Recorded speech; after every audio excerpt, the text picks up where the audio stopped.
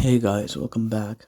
One of the things I was thinking about talking about today, for today's topic, I will be talking about like addictions, right? I feel like we all definitely have like addictions to some extent, like some things that we like and we don't like that we are addicted to, right?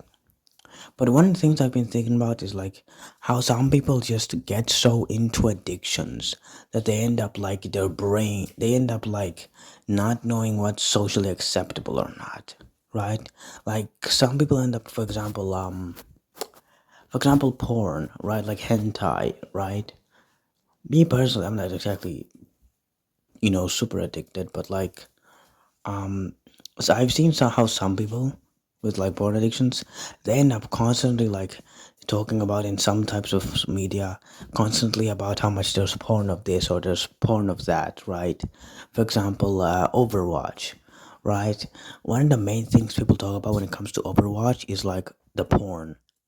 50% of the conversation about Overwatch will be the hentai. Like someone's gonna be like, "Yo, bro, I rubbed it out hard to this character" or some shit, right?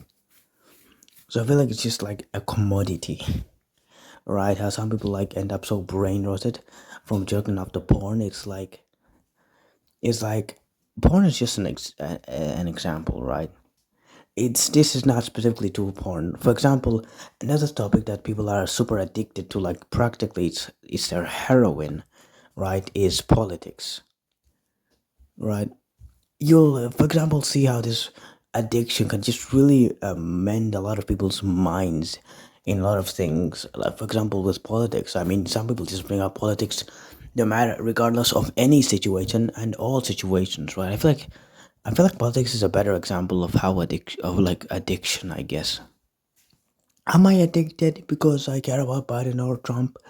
Or who the hell knows? I think politics is a better example of how people end up so into one type of belief or addicted to the idea of politics and the government and I don't know, something else, that like it ends up really warping the way they see a lot of things. And some think that this is unique to like politics, how some people, because of politics, because how addicted people are to politics, yeah, it explains how they view the world.